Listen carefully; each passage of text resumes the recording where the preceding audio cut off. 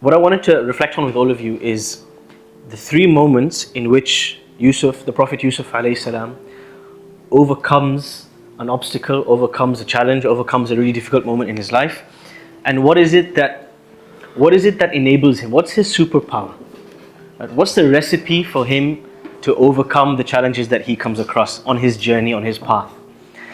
The first dark moment, quite literally dark moment, in the UK we have this thing called puns. I don't know if you have them around here in Canada. But the first dark moment that Yusuf experiences is when he's in the well. He's been manhandled by his brothers, he's been lifted, he's been chucked into a well. And as he sat there in the bottom of the well, kind of just realizing what's just happened to him, and realizing that there's no easy way out. At this point in time, something remarkable happens, which is that Allah's first direct revelation to Yusuf occurs in this moment.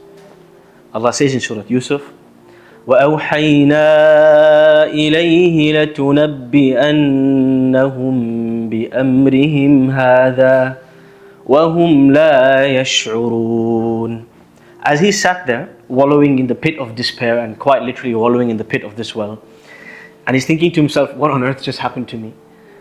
Allah reveals to him, this little boy, between the ages of 7 and 9, quite like my own son Yusuf, around that age, Allah reveals to him and he says, one day you will come back and you will tell these boys, you will tell your brothers what happened today. You will speak of this tale again, and they don't realize that I have a greater plan for you. Suddenly, this uncertain, fearful, terrified little boy in a dark well, who's just been plunged in there by his murderous brothers, he goes from a moment of anxiety and fear to a moment of solace and reassurance. It's very difficult when you have your dark moments in life to have that feeling of reassurance and to have that feeling of calm. But what will calm you in that dark moment is none other than wahi, that revelation from Allah. When Allah speaks to you, you see, often when we're down, when we're in the dumps, when we're nervous, when we're struggling, we talk to our friends, we vent, right? We go to spaces where we can go and we can kind of like let it all out, let it all go through. And yet after a venting session, sometimes we don't feel particularly better about ourselves. There's something in the secret recipe of revelation. There's something, dare I say, magical. There's something there that you can't describe that has a particular effect on the human mind and the human soul that can lift you out of that moment of darkness. And as the Prophet Yusuf is sat there in the well, the only thing that can really uplift him is wahi, is revelation from Allah. That Yusuf, one day, there's a greater plan at place. You're going to come back and you're going to narrate this story to them again. And suddenly this fearful boy is calm. That's moment number one. The depths of the well, and he overcomes it, mentally at least, through the reassurance of revelation. The second moment in the life of Yusuf alayhi salam. He's in the palace. The palace is a far cry from the well that he was in a little while ago. He's in a happy place, right? He's being looked after, he's being honored, he's been fed well. Just imagine the kind of cuisine that they'd eat at the palace. Just imagine the kind of, the people with the fans on the sides when he'd enter rooms. He's been looked after. And he's not being treated like a slave, he's actually being treated like an adopted son. He's been promoted, right? So from the slave market of Egypt, he's been adopted like a son. So he's in a very happy place. But then something goes wrong. Sometimes in the happy places, not in the dark wells, sometimes in the very happy places is when you see your next obstacles. He's in his happy place, and this lady, the Queen of Egypt, as we say in the UK, she fancies him. I don't know if that's a familiar word for you guys. She likes the look of him, right? So the young boy, he hits puberty, becomes a young man, and suddenly he's very attractive to her. And she starts to pursue him. Now this is a lady who's used to getting whatever she wants. And so she tries everything. She tries the hints, she tries the subtle words. None of that, seems to not be getting the message. So one day she just ushers him into a room and locks the door. And she makes it very explicit. And she says something, a word which has never been mentioned in the entire Quran. قَالَتْ هَيْتَ لَكَ, which is, it's a seductive word which means come over here. Now a young man in a palace with an attractive, wealthy woman of status, who's literally locked the door and invited him to come and enjoy himself. It's extremely difficult. It's an extremely difficult test, the test of temptation. The tricky thing with the test of temptation is you don't realize it's there sometimes. It doesn't feel like a test because it's quite enjoyable. It doesn't feel like a test because there's something delightful, there's something sweet, there's something juicy about it. In contrast with being in the dark well, it's very clear that this is a test. But this is where the second superpower, the second secret of Yusuf alayhi salam comes to fore. قَالَ مَعَاذَ اللَّهِ إِنَّهُ رَبِّي أَحْسَنَ مَثْوَايَ إِنَّهُ لَا يُفْلِحُ الظَّالِمُونَ. He says literally, مَعَاذَ اللَّهِ, God protect me. In a moment in which you lose your senses, you lose your ability to think, the seductive energy is pulling you from every corner, he remembers Allah. If this isn't a miracle, I don't know what a miracle is. To remember Allah in that moment. He remembers Allah, and the reason he's able to think of Allah and be conscious of Allah is because this is a man who's always in the constant memory. Allah is in his constant memory. Allah isn't a distant memory for him. He's current affairs. Allah is current affairs for Yusuf. He's always on his mind. And so it's really difficult to yank him away from that because this is a state of being. He's constantly in a state of dhikr, min al-dhakirin. He's somebody who remembers God frequently.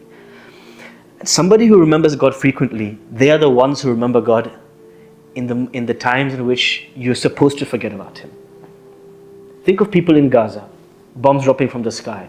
Most of us would lose our senses, completely lose our identity, lose everything about us. And somebody in Gaza stood there with the falling missiles and saying, Allah will protect us. Whoa, teach me, Gazan child, teach me how to remember Allah because I don't know how to remember Allah like you do. The Prophet Yusuf, in a moment in which he's supposed to lose his senses entirely, in a moment of seduction, he remembers Allah. The remembrance of Allah and the monotheism, that keeping Allah the number one priority in your life, at-tawheed, this is the secret superpower to Prophet Yusuf being able to overcome the unwanted invitations from a very powerful and beautiful woman. قَالَ مَعَاذَ اللَّهِ. He says, God protect me from you. إِنَّهُ رَبِّي أَحْسَنَ مَثْوَايَ. My Lord has been looking after me. How can I betray Him? You see, often we equate it solely with a sense of fear. People say, fear God, fear Allah. He's not saying fear, he's not fearful at this moment, just fearful. He's saying, Allah's been so kind to me, how can I betray Him? How could I turn against Him? How can I trespass when He has treated me so beautifully? And then he says, people who trespass against God, they don't succeed. I think often we don't realize this equation, is that trespassing against Allah, it feels enjoyable in the moment. But there's always a knock-on impact. It's a domino effect in our life. You start to lose your sense of being. You start to lose blessing in your life. And you wonder what's happening. It's the sins, the accumulation of those sins. And the Prophet Yusuf ﷺ says, look, I don't even want to get into it. وَاسْتَبَقَ الْبَابِ. They both run to the door. You see, and this is the beauty of intention. They're both doing the same thing. They're both running to the door. But one is running towards the obedience of God and the other one is running away from God. And his shirt gets ripped and the whole debacle takes place. But it is the moment of recalling Allah's sight of him that saves him from that moment of temptation. Fast forward again, moment number 3 in the life of Yusuf. Yusuf is in prison. This isn't a nice prison. This isn't like a postmodern nation state prison with like food and mashed potato and all the nice frills that you get in prison. This is an Egyptian dungeon from thousands of years ago, right? So there's no beds, there's no air conditioning. Yeah, this is a real dungeon. And Yusuf alayhi salam, he's stuck there for years. But before he gets there, he makes a very remarkable dua, a remarkable supplication, which I guarantee you has never been made before. And certainly nobody in this room has ever thought of making it. He says, God, I would like to go to prison. Prison is more beloved to me than remaining in this mode of temptation around these women. قال رب السجن أحب إلي مما يدعونني إليه. Oh Allah, I prefer prison to this beautiful palace. The palace of temptation always looks nice and juicy on the outside.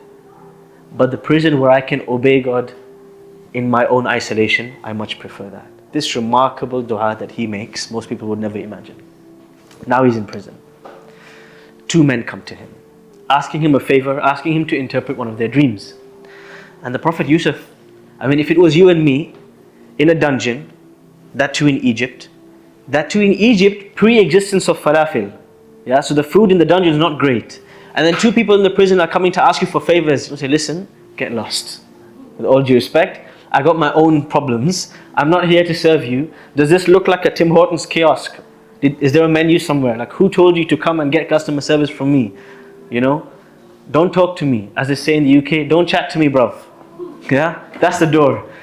That's how you and me would feel. Grumpy, annoyed, agitated. We're in a dungeon. Yusuf alayhi salam is in a dungeon, right? And these two men come to him asking him for help. And they say, نبئنا بتأويله إنا نراك من المحسنين. Please, can you help us? Because you are somebody of beautiful character. It just blows my mind. What does it take to have beautiful character in a dungeon? What does that look like? How helpful he must have been to the people around him. How kind he must have been to the people around him. How loving he must have been for them to feel welcome enough to come and ask favors of him. So now they've asked him for a favor. And he, in this prison, in this dungeon, he does them a favor. He interprets their dreams for them. But he goes above and beyond. And this is the thing about Yusuf. He never does the bare minimum. So they've asked him to interpret their dream, right? So he's supposed to just provide them that service. But no, he does one more thing. قال لا يأتيكما طعام ترزقانه إلا نبأتكما بتأويله قبل أن يأتيكما. He says, guys, before the dream interpretation thing, let's have some food. Come, let's munch. By the time the food comes, I'll tell you the dream interpretation. While waiting for the food, he sat there just chatting to these guys. He says, where are you guys from? Oh, really? You know where I'm from? I'm the son of Jacob, the son of Abraham. We are people who worship just one God. You know there are people who don't worship God? Crazy, right? Food's here. Let's eat. What's he doing? He's inviting them to Islam in the most subtle way. Through his hospitality, through his services, through his kindness. And then he introduces them to the core concept. There's only one God. This idea of Tawheed, of monotheism, is what we all come back to. But look at the style, look at the grace that Yusuf alayhi salam possesses even in prison. These are the three moments I wanted to share with all of you, and I'll summarize them. In the well, Yusuf's superpower is his connection to revelation. That gives him the calm despite the darkness of the well. In the palace of temptation, with all the trinkets and the glittery objects, what he overcomes temptation with is the constant remembrance of Allah. In the prison, that dark, horrendous place that nobody wants to go to, that miserable, depressive place that nobody wants to be in, he overcomes all of that by going above and beyond for the sake of Allah. And those who go above and beyond, Allah goes above and beyond for them. And that reflects towards the end of his story. As a prologue, conclusion, the Prophet Yusuf, the end of the story, his family comes back from Egypt. They're all in one place. His dream comes true. And when his dream comes true, he's talking to his family and he's exclaiming, sharing his gratitude for this moment. Guys, look where I was, in the well, in the prison, and now my dreams come true. You're all back here. And in that moment, he retells the story of his life, but he misses out one detail. He doesn't talk about the well incident because he doesn't want to bring up something he forgave his brothers for again. He forgave and he forgot. When he's describing the horrible moment in his life, he says, وَقَدْ أَحْسَنَ بِي إِذْ أَخْرَجَنِي مِنَ السِّجْنِ وجاء بكم من البدو من بعد أن نزغ الشيطان بيني وبين إخوتي. Allah has been kind to me. By putting me in the well and dragging me through prison, Allah was kind to me. He reframes, this is how you overcome PTSD. He reframes his past traumas. He sees them in the light of God's wisdom. And this is really step one, the reframing process. To look at what happened to you in the past and to make peace with it. And then he says something. 4 words, which summarizes his source of strength. إِنَّ رَبِّي لَطِيفٌ لِمَا يَشَاءُ. My Lord is Latif, one of Allah's names. Al-Latif is the subtle in His ways. You don't realize it, but He's planning your promotion. You don't realize it when you're in the well, but He's planning your retirement and your pension fund. You don't realize it, but when you're injured, He's planning your recovery. He's subtly planning the next steps and you don't even realize. Allah is Latif, the gentle in His ways. It's the names of Allah and his attachment to Allah that gets him through these tests and these obstacles. So the first, the well, his relationship with revelation, reassurement through revelation. In the prison, in the palace, his constant remembrance of Allah. And then at the end, when he gets into the prison, it's his desire to go above and beyond al-ihsan.